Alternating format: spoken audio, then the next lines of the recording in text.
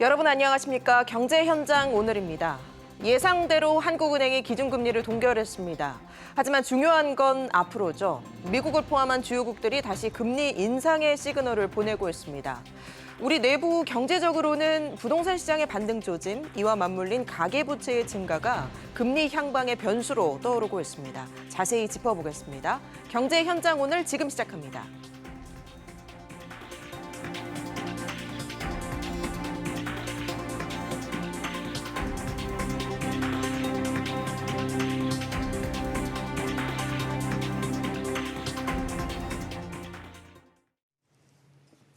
네, 오늘 집중진단 함께해 주실 두 분의 패널 소개해드리겠습니다. 유혜미 한양대 경제금융대학 교수, 김세환 이화여대 경제학과 교수 모셨습니다. 어서 오십시오. 안녕하세요. 안녕하세요.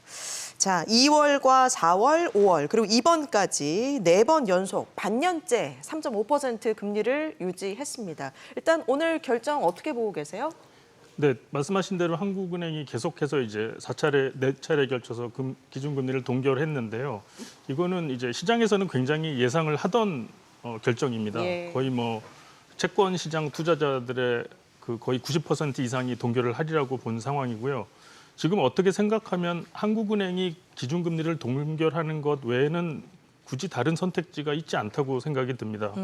일단 인플레이션이 지금 2%대로 굉장히 내려왔고요. 한국은행의 이제 그 목표 인플레이션이 2%인 상황에서 2.7%까지 6월에 내려왔고, 그리고 반대쪽에서 보면은 우리나라 그 경기는 상당히 좋지가 않은 상황입니다. 예. 작년에 우리나라 이제 경제가 2.6% 성장을 했는데 올해 한국은행 예측에 따르면 1.4%, 거의 1.1%나 하락하는 셈인데요. 이 굉장히 작년에 비해서 경기가 좋지는 않다고 보여집니다. 우리가 이제 이 경제 성장률을 사람 체온에 많이 비유를 하는데 예. 사람 체온이 1도 내려가면 굉장히 건강이 위험해지거든요. 근데 이제 작년에 비해서 성장률이 1% 이상 하락한다는 것은 작년에 비해서 굉장히 안 좋다는 얘기인데, 그 상황에서 한국은행이 기준금리를 올리기가 상당히 부담이 되었을 거다고 생각을 해볼 수가 있습니다. 예. 금통위원 전원이 동결 만장일치 결정을 내렸습니다. 교수님께서도 예상하신 바인가요? 예, 저도 이제 예상을 한 바고요. 뭐 거의 모든 분들이 예상을 하셨을 예. 걸로 보는데요.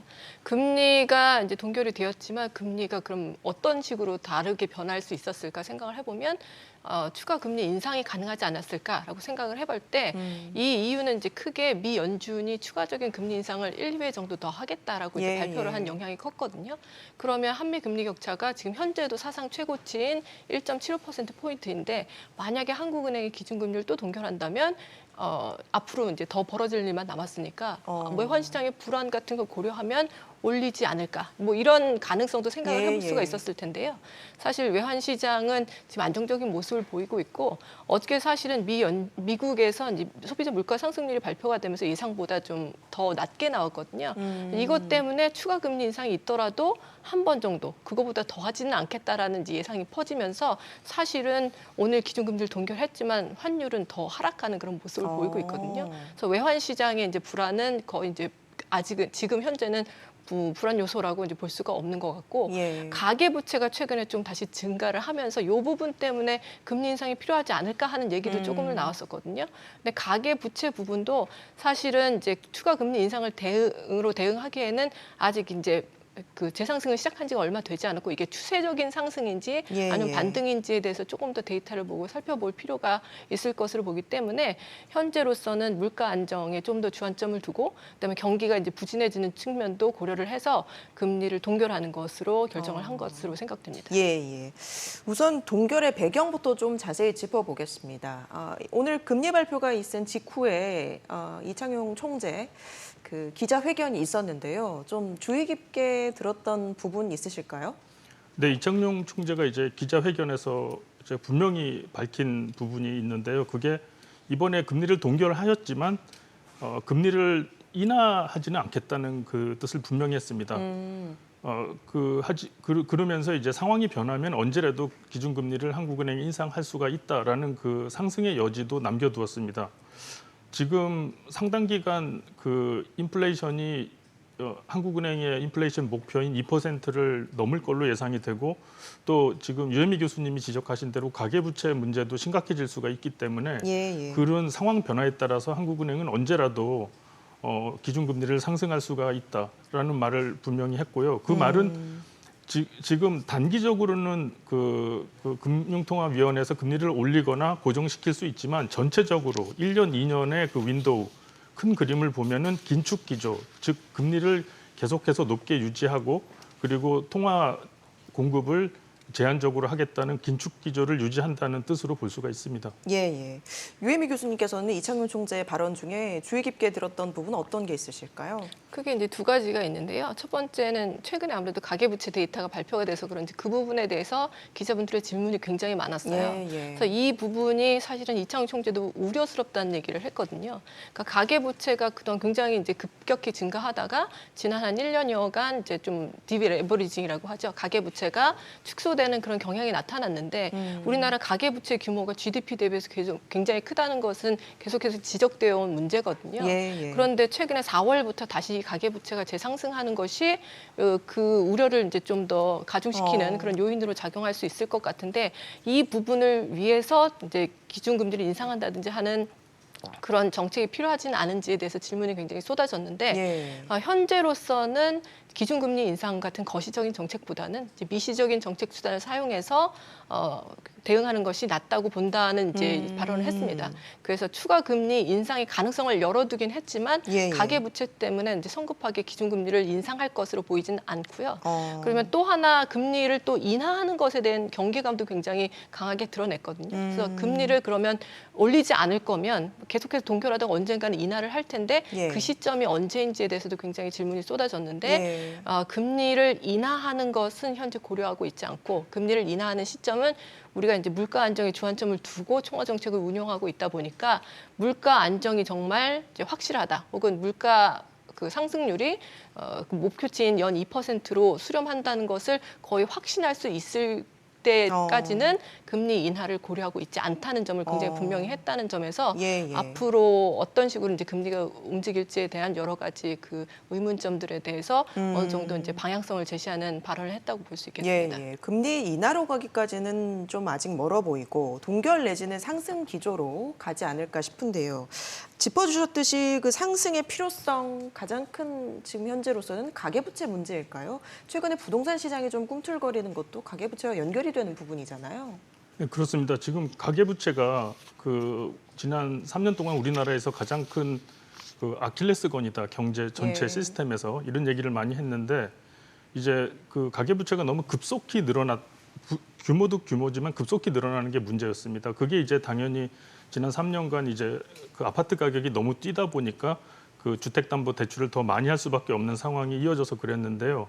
최근 1년간 이제 금리가 오르면서 이제 가계부채 즉 그 주택담보대출이 상당히 감소하였습니다. 근데 이제 올해 초부터 다시 이제 늘어나는 상황인데 예. 이걸 좀 주의 있게 제 생각에는 봐야 될 게 지금 주택 시장이 바닥을 다지고 있다는 생각을 이제 실수요자들이 많이 하면서 예. 특히 20, 30대 그 젊은 층들이 새로 결혼을 하시거나 직업을 가지신 젊은 분들이 집을 사야겠다는 욕망이 굉장히 크고 이분들은 투기자가 아니라 실수요자입니다. 예. 따라서 이분들이 집을 어떻게든 사도록 도와주는 게 정부의 재정 정책의 큰 부분이기도 하고요.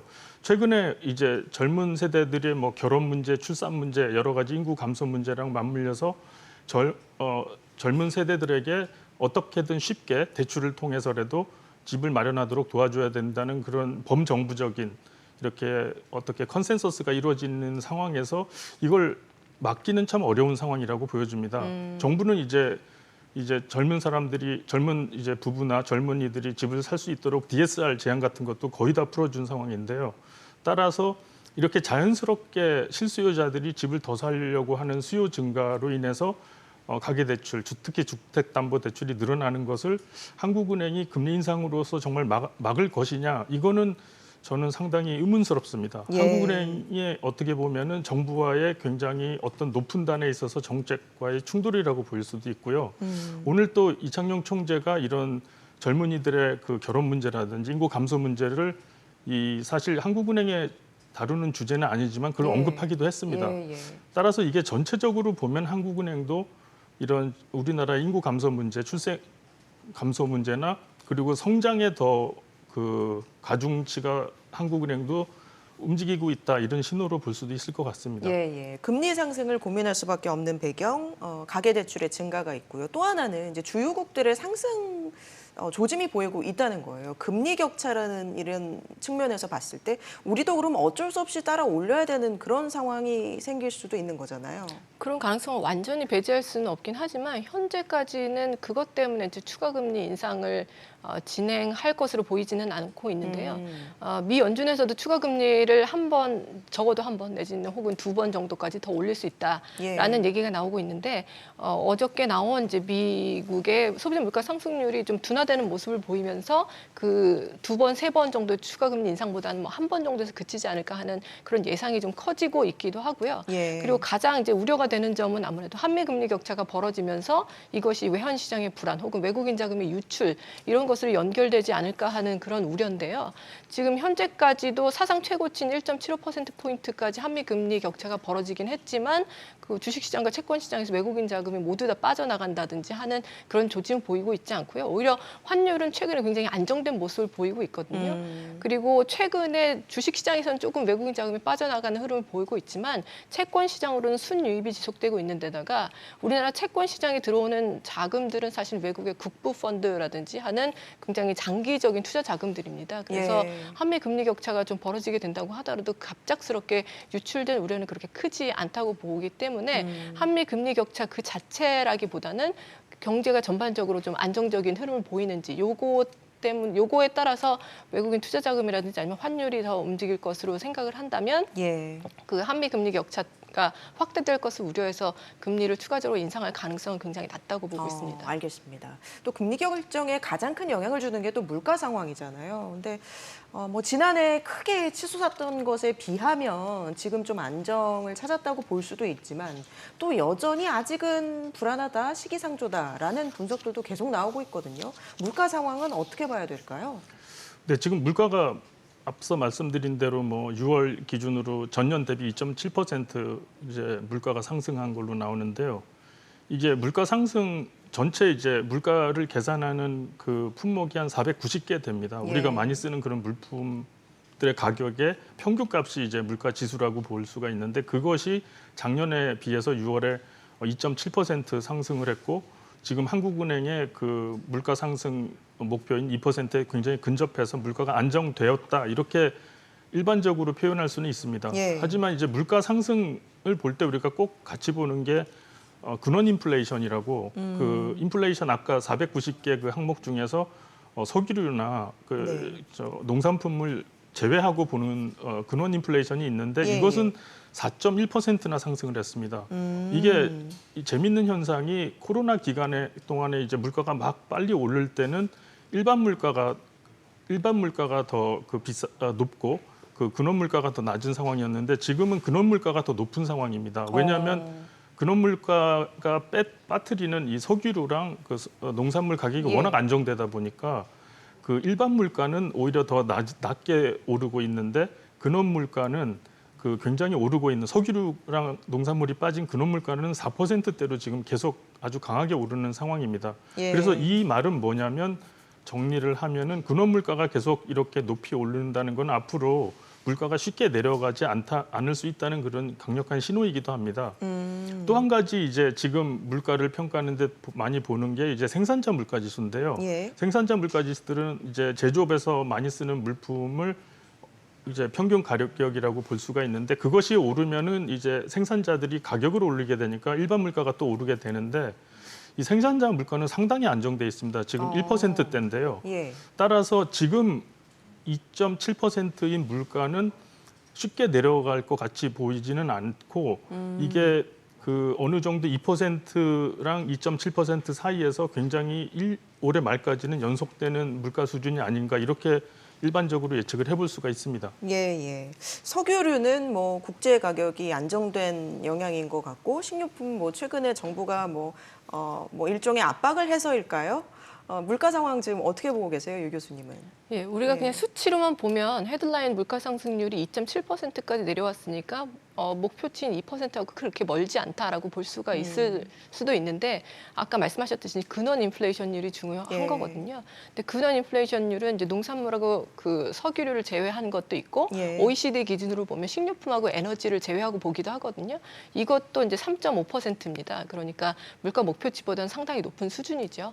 그런데 이제 와서 이제 더 중요한 부분은 지금 물가가 굉장히 빠르게 떨어지고 있지만 앞으로도 계속해서 빠르게 떨어질 것이냐의 문제거든요. 근데 지금 현재 물가가 추가적으로 상승할 수 있는 여지로 볼 수 있는 게 공공요금 인상이 있습니다. 그래서 그러네요. 뭐 버스나 지하철 같은 그런 대중교통 요금도 예. 이제 인상될 것이 예상되어 있고, 그다음에 가스요금 또 전기요금 이런 것들도 원래는 더 많이 올리기로 했었는데 2분기부터 조금 그 증가폭을 좀 제한을 하고 지금 다음 3분기, 4분기에는 어떻게 할지 아직 나와 있지 않은 상황이거든요. 예, 예. 근데 이것도 분명히 원가 상승 요인이 있기 때문에 언젠가는 올려야 될 거니까 이것까지 만약에 반영을 한다면 추가적으로 물가가 상승할 여지는 더 있고요. 그래서 한국은행도 사실은 이제 물가 상승률이 지금은 2.7%까지 내려왔지만 연말로 갈수록 조금 더 3%대 혹은 더 위로도 올라갈 수 있다고 보고 있습니다. 특히 근원 물가 상승률은 이전에 이제 전망했던 것보다 0.1%포인트 정도는 더 올라갈 수도 있다. 연 전체로 봤을 때요. 예, 예. 그래서 이제 지금부터 정말 목표치인 2%까지 내려가는 길이 조금 더 길고 험난할 수 있다는 그런 전망들이 나오고 있어서요. 예. 그래서 금리를 섣불리 인하하기는 좀 어렵지 않을까 하는 생각을 하고 있습니다. 알겠습니다. 자, 이달 25일이죠. 미국 FOMC 이제 기준금리 결정을 할 텐데 어떻게 전망을 하고 계세요? 저는 뭐 이번 7월에 이제 FOMC에서 한번 올리지 않을까 이렇게 생각을 합니다.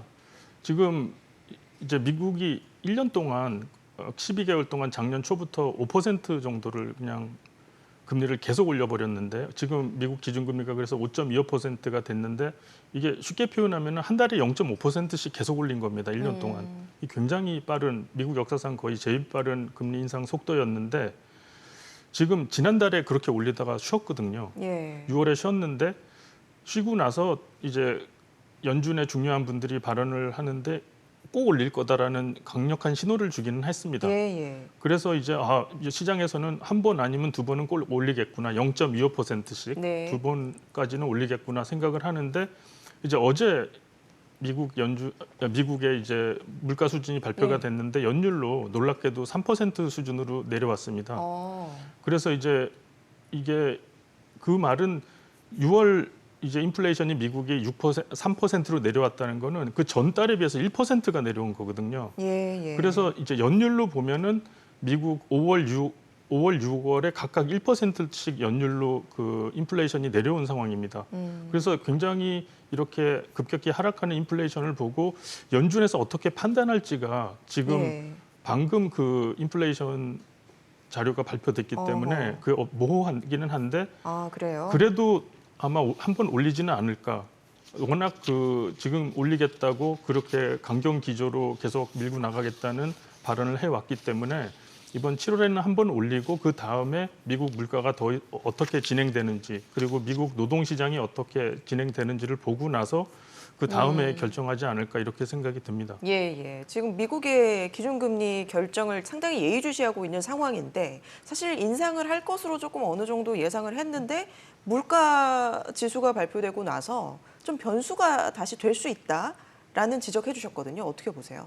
저는 그렇지만 이번에는 FOMC에서는 그 기준금리를 0.25%포인트 올리는 것이 거의 기정사실이라고 보고 있고요. 예. 간밤에 발표된 그 소비자 물가지수 상승률이 굉장히 고무적이기는 한데 근원 인플레이션이 아직도 굉장히 높다는 것이 이제 사실입니다. 그래서 근원 인플레이션을 보면 사실은 이제 4%대로 내려오긴 했습니다. 4.8%인데요. 그 전달에 전년 동월 대비로 5.3%였으니까 0.5%포인트가 떨어졌는데요. 사실은 그 전 몇 달 동안은 거의 제자리 걸음이었어요. 예. 그러니까 0.5%포인트 내린 것도 상당히 큰 폭으로 하락한 것이긴 합니다. 하지만 연준도 연 목표치가 물가 상승률 목표치가 연 2%인데 아직 4.8%로 근원 물가 상승률이 유지가 된다는 것은 굉장히 높은 수준이죠. 그러니까 추가 금리 상승의 여지는 이제 있다고 보고요. 거기다가 더 중요한 거는 지금 현재 이제 물가가 빠르게 떨어지고 있지만 근원 인플레이션이 빠르게 떨어지고 있지 않은 이유 중에 하나는 예. 고용 시장이 굉장히 이제 좋기 때문인데요. 어. 고용 상황에 관련 지표가 이제 또 그 전에 발표가 됐습니다. 그래서 예, 6월 예. 고용 상황을 보면 사실은 이제 신규 고용 내지는 고용 전체는 조금 이제 떨어지고 있는 모습을 보이고 있는데 실업률은 오히려 조금 더 하락했어요. 실업률이 사실은 올라야지 고용 시장의 그런 그 과열이 좀 진정이 된다고 볼 수 있는데 예, 예. 실업률은 오히려 조금 더 하락하고 임금 상승률도 전월 대비해서 조금 올랐거든요. 그러니까 임금 상승률이 좀 떨어져야지 이것이 물가가 떨어지는데 도움이 될 텐데 예. 그렇지 않은 모습들이 보이고 있기 때문에 이 고용 시장의 둔화가 굉장히 느리게 진행이 되고 있어서 이것을 진정시키기 위해서라도 이번에 7월 달에는 0.25%포인트 기준금리를 인상할 것으로 보이고요. 하지만 물가가 지난번에 굉장히 빠르게 많이 떨어졌기 때문에 예. 그 이후에 추가 금리 인상에 대해서는 또 나오는 데이터를 지켜보면서 우리가 전망을 해야 될 것 같습니다. 지금 미국의 금리 상단이 5.25% 맞죠? 맞습니다. 예. 그러면은 연말로 갔을 때 최종 금리 상단 어느 정도로 예상하세요? 예, 그게 참 좋은 질문이신데요. 그 질문을 이제 미국 기자분들도 파월 총재 예. 기자회견할 때 하는 질문입니다. 예. 근데 이제 파월 총재 대답이 항상 똑같은데 데이터 디펜던트라고 합니다. 그러니까 그때 가서 자료를 보고 결정을 하겠다. 이게 개그맨들이 하는 그때그때 달라요. 막 이런 아주 무책임한 소리로 들리는데 경제 상황이 고정돼 있는 게 아니고 워낙 이 등락이 모든 상황이 등락이 있기 때문에 변하기 예. 때문에 그렇게 대답할 수밖에 없는 여지가 있습니다. 하지만 지금 예상으로 하면은 그 7월에 지금 0.25% 한 번 올리고 그러면 이제 5.5%가 되는데요. 예. 그 다음에 한 번 더 올릴지 그게 여부인데 그 지금 다음 FOMC가 언제 있죠? 그 다음에 FOMC가 9월에 있습니다. 9월? 근데 예. 그거를 올릴지에 대해서 지금 딱 최근에 들어오기 전에 월스트리트 저널에서 서베이를 한 걸 보니까 딱 반으로 나뉩니다. 예. 지금 원래 9월에 한 번 더, 그러니까 7월에 0.25는 거의 기정사실로 올리고 9월에 한 번 더 올리겠지라고 거의 80%가 그렇게 생각을 하다가 지금 하루 만에 그게 반으로 나뉘었습니다. 올린다, 아, 안 올린다. 그래요? 그래서 물가지표 보고요? 물가지표 3%로 내려온 걸 보고 이 시장의 분위기가 확 반전이 된 것 같습니다.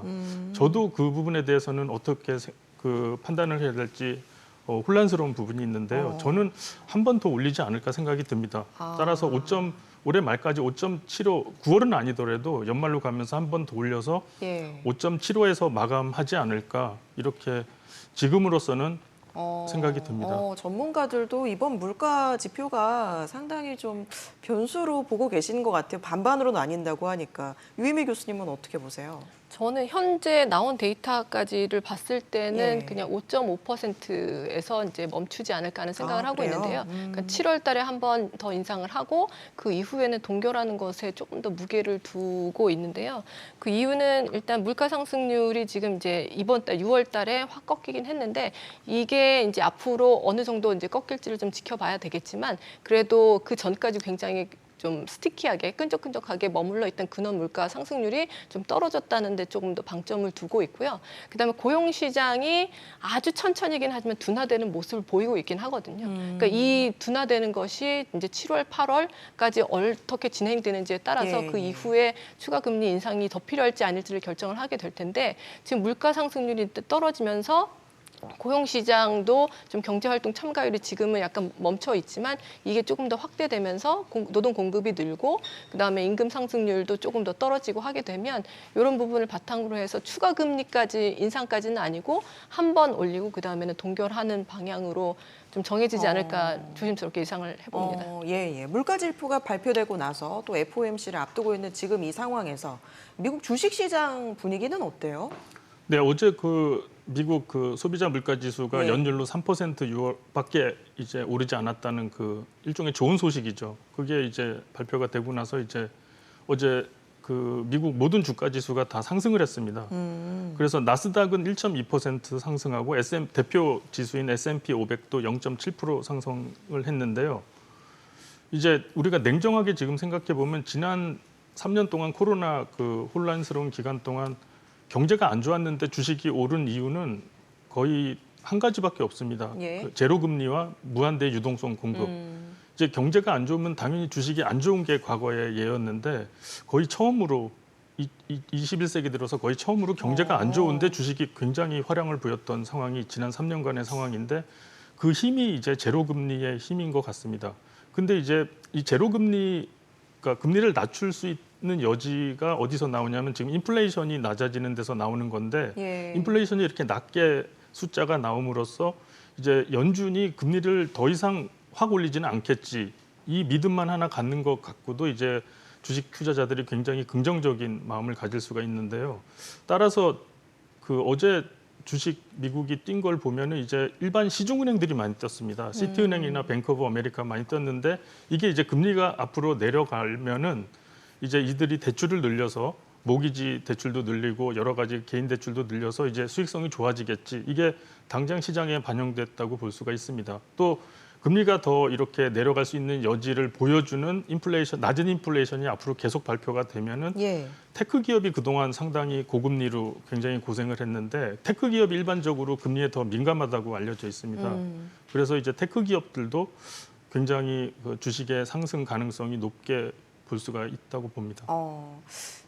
금리가 더 이상 증시의 압박 요인이 되지 않는다고 봐야 될까요? 어떻게 보세요? 증시는 아무래도 이제 미래에 대한 예상을 중심으로 해서 움직이게 되니까요. 현재보다도 사실은 이제 다음에 어떤 일이 벌어질지 좀 더 영향을 받게 돼 있습니다. 그래서 뭐 삼성전자가 굉장히 뭐 실적이 안 좋아도 주가가 뛰거나 하는 예, 상황이 예. 발생하지 않습니까? 그러니까 현재는 지금 고금리 상황이 계속 지속되면서 기업들의 경영 환경도 점점 안 좋아지고 실적도 안 좋아지지만 앞으로 이제 금리가 더 이상 오르지 않게 되면 이제 투자도 조금 더 할 수가 있게 되고 영업 환경도 좀 더 나아질 것으로 기대가 되기 때문에 주식이 그것을 선반영해서 조금 더 빠르게 오르는 경향이 있는데요. 그렇기 때문에 지금 현재는 조금 안 좋은 터널을 지나고 있지만 앞으로 경기가 좀 회복되는 조짐을 보이면서 뭐 주식시장이라든지 거기에서도 좀 더 훈풍이 불 것으로 생각이 되고 있습니다. 예. 2분기 실적 시즌 맞이했는데 좀 뭐 눈에 띄는 점 있습니까, 교수님? 그 2분기에 이제 실적이 좋은 기업들도 있는데 그게 네. 언론이나 그 투자자들 사이에 잘 안 보이는 것이 예.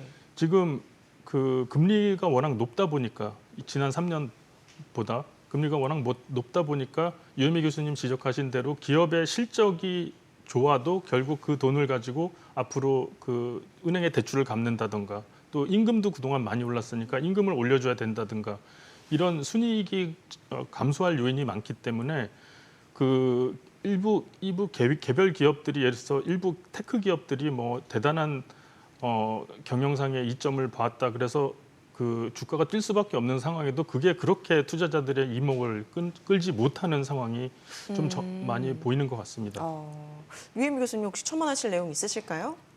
그 어닝 네. 서프라이즈가 이제 기대되는 종목이 그렇게 많지는 않지만 그래도 지금 미국 경기가 좀 좋기 때문에 우리나라 수출 중에서 미국으로 수출이 좀 잘 되고 있는 자동차라든지 아니면 기계 이런 쪽에는 그래도 어닝 서프라이즈를 기대할 수 있지 않을까 보고 있습니다. 알겠습니다. 오늘 두 분 말씀은 여기까지 듣도록 하겠습니다. 지금까지 유혜미 한양대 교수, 김세환 이화여대 교수와 함께했습니다. 고맙습니다. 감사합니다.